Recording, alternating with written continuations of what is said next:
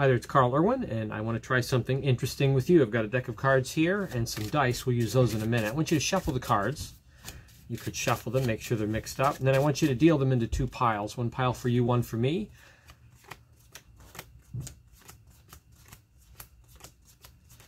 And make sure you're fair about it. We're going to play a bit of a game here.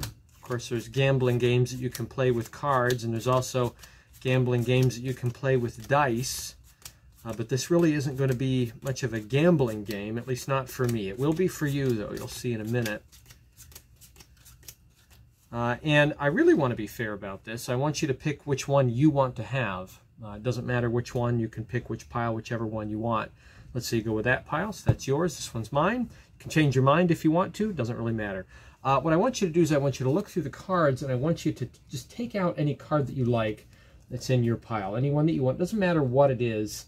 As long as it's something that you relate to, something you want. So that's the one you have. And what we're going to do is I'm going to actually take your card and I'm going to put it where it doesn't belong. I'm going to put it in my pile. So you've had your free choice and you've got your card now in my pile, and it's somewhere in the middle. I don't know exactly where it's at. It doesn't really matter. We could shuffle these cards. I could give, hand out packets and shuffle them up, whatever, make sure that they're mixed. Again, it doesn't really matter where they're at. You're going to be the one doing all the gambling here. Okay, it really has nothing to do with me. I've got 4 dice here. I want you to give them a roll, and just roll them right here on the table. And once you're happy with that, we'll line them up. You'll see that we can see spots all the way around the dice. We can see spots on all of the sides except for one. There's one side that's face down on the table, and those are the spots that we're interested in. In a minute, what I'm going to have you do is I'm going to have you deal cards down, counting cards from the top that will match those spots that we can't see. For example, you can see I have here, what do you have, 9, 10, 11, 12, 13, right? 13 on the top. So you count 1, 2, 3, 4, 5, 6, 7, 8, 9, 10, 11, 12, 13 cards, right? If that makes sense, okay? And you would stop at that point, right? So for the first time, let's see the number that you rolled to. You can see on the other side, these were hidden from view.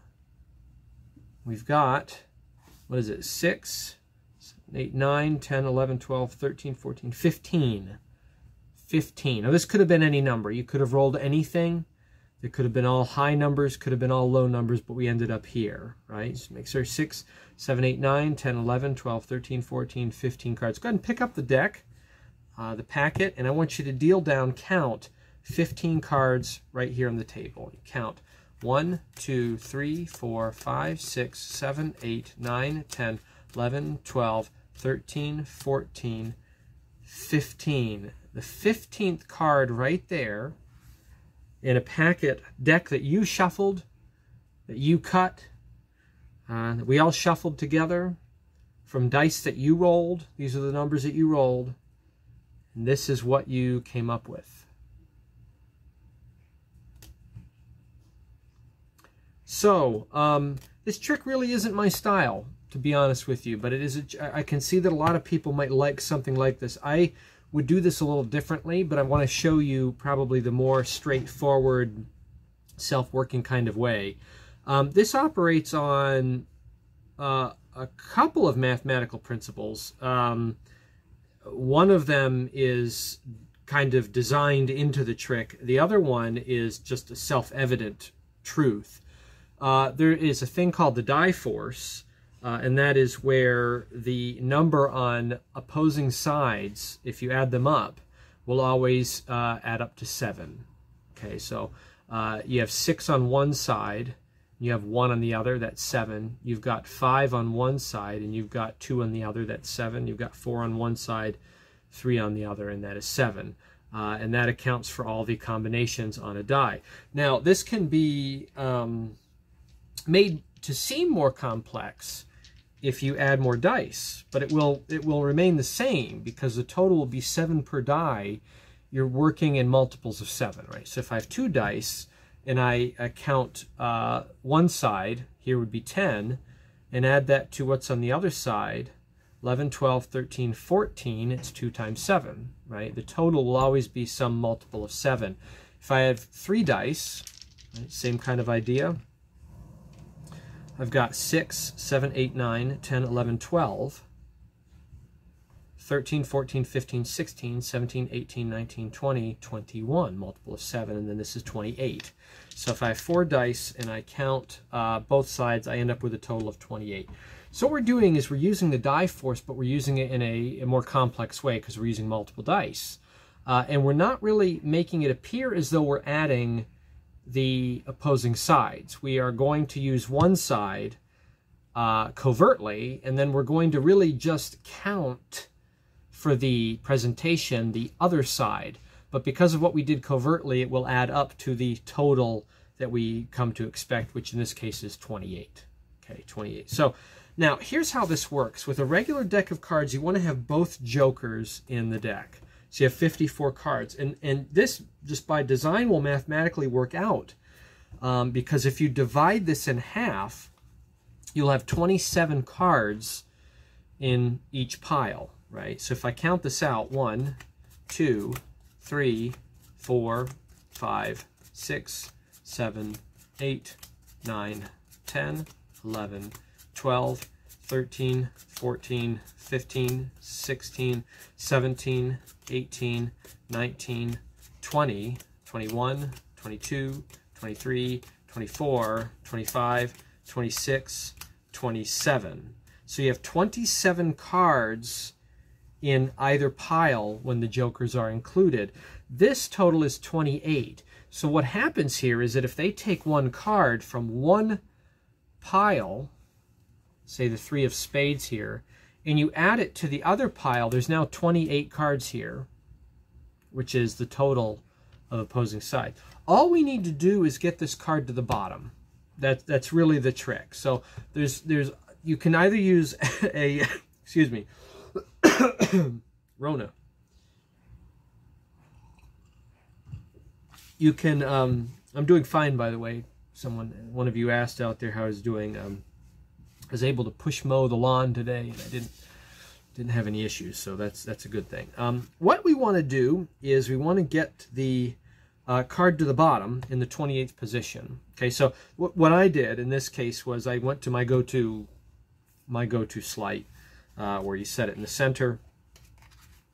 I show that it's in the center, and I'm just spread culling it to the bottom. I say, here it is in the center, and I get it down to the bottom. It's now in the bottom. Okay, you could really do this any way you want. You could just take the card, throw it on top, do a top retention, right? A jog shuffle, jog one card, throw on top, pick up at the break, right? And then shuffle off until you get to the break, and then shuffle one.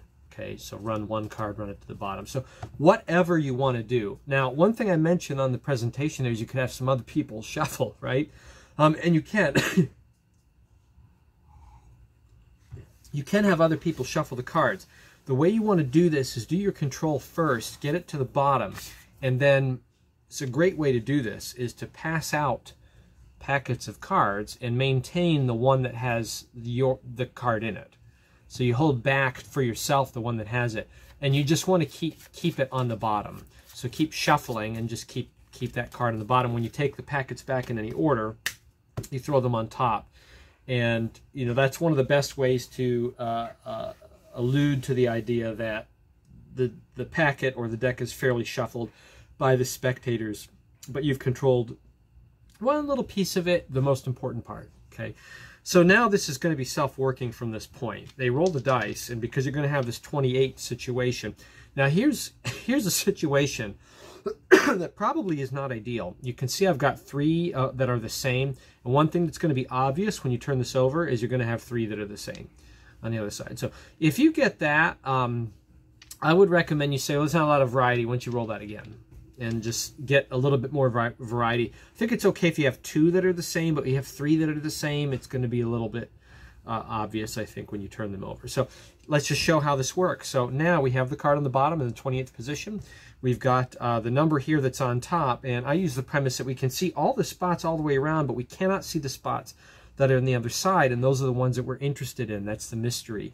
But here's what I want you to do, just to demonstrate, make sure we do it right. I just want you to count those numbers and deal down that number of cards. So for example, we have here on the top 6, 7, 8, 9, 10, 11, 12, 13, 14 cards. So you're going to count 1, 2, 3, 4, 5, 6, 7, 8, 9, 10, 11, 12, 13, 14 cards. Now I like to do this. This is a false cut, or a false shuffle, I guess is really what it is. What you do is you take the remaining packet, you spread them, and you take the side that's on the bottom, you separate it, you throw it on top of the cards that are dealt down, and throw the other cards on top of that. You haven't really changed the order, but it looks like you're haphazard, like you don't care. It's a nice little subtlety, rather than just dealing down and then setting the remainder on top and saying, go ahead. Right, so do that. You could pick them up and give a false table cut after that or something. Just look like you don't care. I think that's very important. It can one-up a self-working trick if you can add elements that look like you don't care.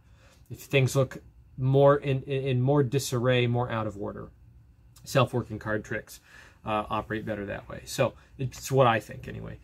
What we do now is we turn these dice over and then we count this number, and they do it. So they're going to count 1, 2, 3, 4, 5, 6, 7, 8, 9, 10, 11, 12, 13, 14. That's 14. 6, 10, 11, 12, 13, 14. And that card right there should be 3 of spades. So self-working trick. Now let's talk about how this can be done differently, perhaps a lot better. Okay, so more my style is less like that and more something like this. We're going to get the jokers out of there. With 4 dice, it's 28. You could do this with another set of dice. If you take, what is it, multiple of 7, 49, which is 7 dice, right? You could call the trick the power of 7. Ooh, something like that, which ironically is the method. But if you had 7 dice and you had 49, what you could do is remove enough cards to have only 49 or 50, I guess 50 cards. And then in the total of 49 and counting, you would force to the card that was at the bottom. And now you have a very clean presentation where think of a card or you know, take one out, think of one, take it out, return it back, control it to the bottom, and then you're set to go with very minimal handling in a full deck. So that's one way to do it. If you don't want to do 7 dice, it's a lot of dice, a lot of counting. Another thing you could do is use 52 cards and just know your math. So this is 28. I need to get 20, I need to get the card on the bottom and 25 cards underneath. Okay, so, or sorry, 24 cards underneath. You need to get the card at the bottom and get 24 cards underneath. Okay, so for example, if they were to think of a card, let's say they thought of the 5 of spades, I could say, take the deck, take out a card you're thinking of. They look through the deck, they take out their card, 5 of spades. I could say, we'll take it, we're going to place it right back into the middle. Whatever control you want to get it to the bottom. Okay, so again, spread control, say we're going to place it right in the middle. It doesn't matter where it's at as long as we don't know where it's at. In fact, we could shuffle the cards. You can pass out in packets, and I'm maintaining it on the bottom. I've already put it there. Or you could do your own kind of shuffling. So I'm overhand shuffling, but I'm going to throw it all on top, maintaining it on the bottom. I do this a few times. And then you could do some Danny Day Ortiz kind of stuff here, right? So I need to get 24 cards underneath. So if I count 4 groups of 3 and 3 groups of 4, I have 24, because that's 12 and 12, right? So 3 groups of 4, 4 groups of 3. So one way to do it is to do like this: 3, 4, 3, 4, 3, 4, and then 3.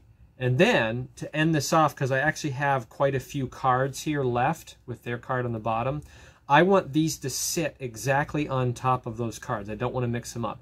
I could do my spread, and I could drop the bottom part first, the top part second at the very end. Very, very haphazard looking kind of thing. I could pick this all up, false cut, right? Act like I don't care. Danny Day Ortiz, good people, right? Good presentation. So that's another way to go about this. Is probably more up my alley. This is more like the way I would want to do it. But now I'm set. I have my 28 stack now. It's in the 28th position, and we can just do it. The presentation as before, where we roll. We count what, 6, what is it, 11, 12, 13, 1, 2, 3, 4, 5, 6, I think I doubled there, 1, 2, 3, 4, 5, 6, 7, 8, 9, 10, 11, 12, 13, right? And what I want you to do is the same thing with the numbers that we don't know on the other side. If you understand how this works, turn these over, we see what we have. We have, what is that? 12, 13, 14, 15 cards, right? So you have 1, 2, 3, 4, 5, 6, 7, 8, 9, 10, 11, 12, 13, 14, 15, and we have 5 of spades. So, right, 28th position using 4 dice. You can do this with any number. Just make sure you know your math and know how to offset. But anyway, that is the die force kind of more on steroids. You know, it's not that children's magic book direct presentation where I've written down a prediction, roll the die, take the one on the top and the one on the bottom, add them up, and it's 7, right? It's not that kind of a thing, but it is. It's just a dressed up version of that using multiple dice, and you always are going to know the total, and you're just using one side as an offset and then the other side as a presentation. Every time you do this, it'll be a different number.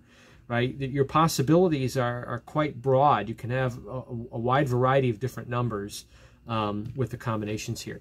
There's actually a device out there that works very much the same way. I don't want to name it outright, but it's a puzzle kind of device that does this very same sort of thing, and the presentation in the for the device is the same force, same kind of idea. So you may have seen this on the market, but you don't have to have that.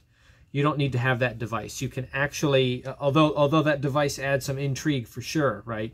You can do this with regular dice, and you're doing the same principle, same application. So anyway, yeah, feeling healthy, done with the Rona. Till the next time, good luck with this. Happy magicking.